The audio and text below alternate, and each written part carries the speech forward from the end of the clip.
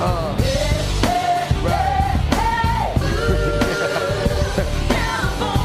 been preaching this all my life, right, bro?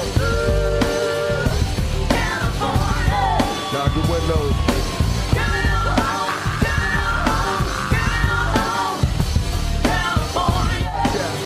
Yes, ladies and gentlemen, it is time for my WrestleMania 2000 review from Anaheim, California on April 2nd, 2000, 19,776 in attendance.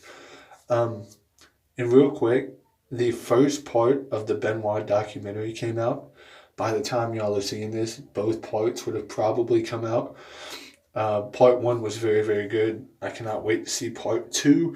If y'all want me to do a review of that, let me know. But part 1 was absolutely incredible.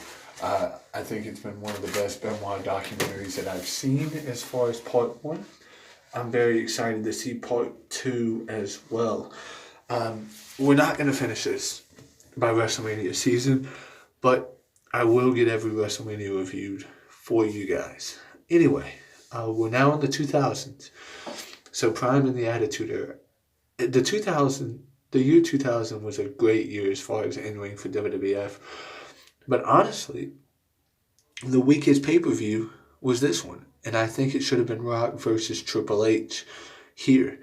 And Jericho was initially put in there for the Fatal 4-Way. If y'all remember my No Way Out 2000 review, Cactus Jack retired, came back here as Mick Foley. I also do plan on doing a No Way Out 2001 review as well. So regardless, let's get into it. Opening match of the night was Big Boss Man and Buchanan against D-Lo and the Godfather. I mean, hey, what can you say?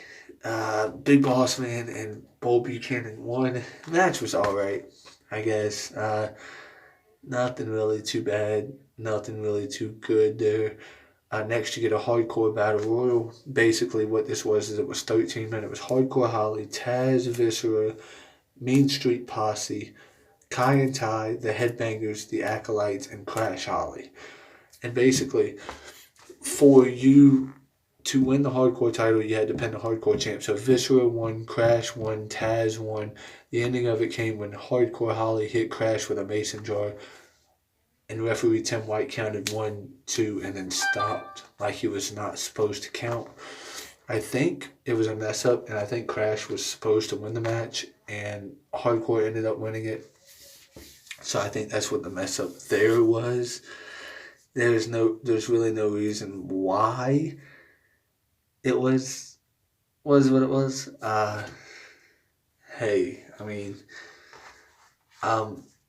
but yeah, they showed WWF Access, and Steve Blackman and Al Snow have a segment with Head Cheese. That was the name of their team. And TNA, no, not Tits and Ass. Test and Albert. But Trish looked, damn, she was a smoke show back then. That's all I'm going to say. She was an absolute smoke show. Hardcore Holly, like I said, in that Battle Royal, it was a whole big mess. The next match, Test and Albert against Al Snow and Steve Blackman, was brutal. 7 minutes. Felt like 77 minutes. Match was garbage. Now, if they'd have showed Trish the whole time, the match probably would have got 5 stars. But they didn't. So, yeah. Then you get into something good. The Triangle Ladder match for the World Tag Team titles. Edge and Christian defeated the Hardys and the World Tag Team champs, the Dudleys, to win the title. All 6 of these men were making their WrestleMania debuts.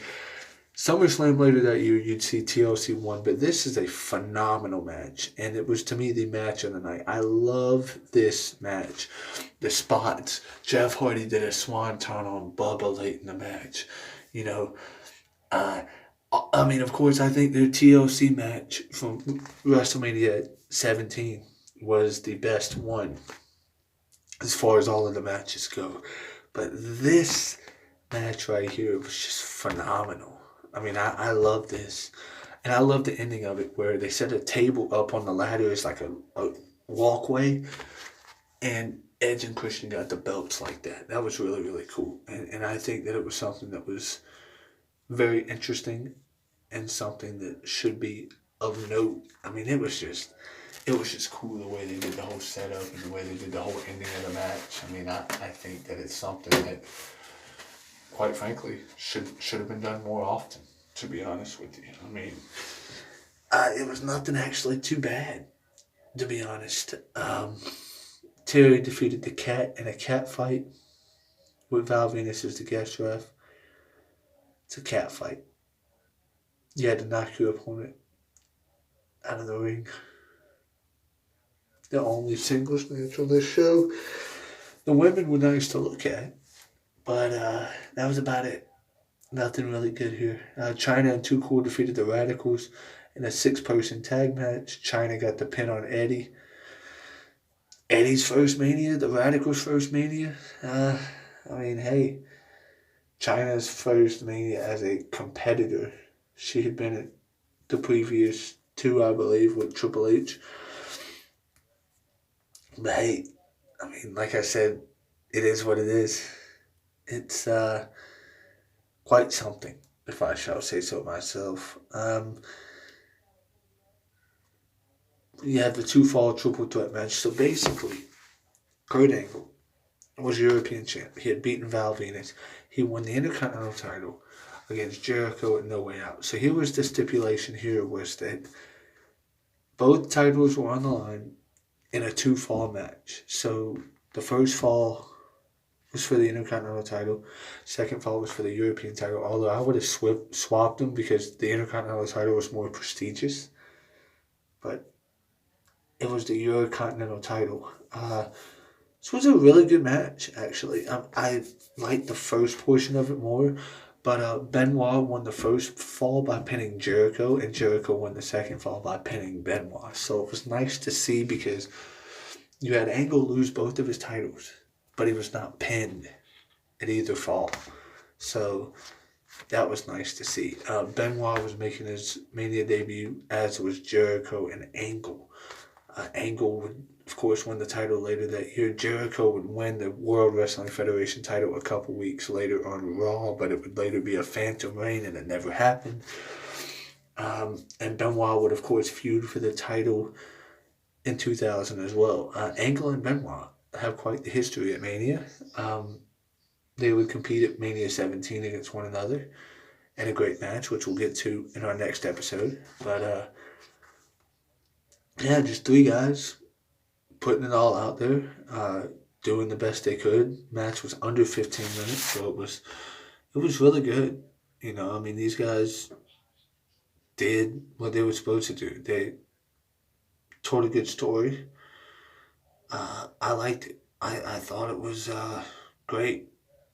I really did. I thought it was great. Rikishi and Kane defeated Dogg and X-Pac. This was a squash. Pete Rose came back. Pete Rose. For the 3rd year in a row, Pete Rose came back. And yeah, Pete was there. What's that tell you? This time he had a stink face and a choke slam. Yeah. Not much to it. You know. I mean, hey. It was what it was. Main event time. The Fatal 4-Way Elimination match. Triple H, The Rock, Mick Foley, and The Big Show. This match went almost 40 minutes. Went way too long, but I don't know about the rest of the YWC or everybody else. I enjoyed this match. I thought it was one of the better Fatal 4-Way matches. I enjoyed it, but I guess it was also because I didn't really know the story behind it. But I still think Backlash was the best pay-per-view. That should have been WrestleMania. And I still feel like it should have been Rock versus Triple H. But I understand giving Mick Foley his WrestleMania moment. Although I still think he would have a better moment at 22, which we'll get to in a couple episodes. But yeah, I mean, Big Show had won the #1 contenders match against The Rock at No Way Out. So he was in this match, but he was out of it fairly quick. Less than 5 minutes into it, The Rock hit him with a rock bottom and beat him. I mean, he literally beat him. And then Rock and Foley were fighting each other a lot in this match. I'd have thought that they would have teamed up. but they didn't. And Foley ended up getting eliminated after a pedigree on a steel chair. He kicked out of the first pedigree, but didn't the second because the second one was on a steel chair, which, in all fairness, I mean, are you really going to kick out of a pedigree on a steel chair? No, you're not.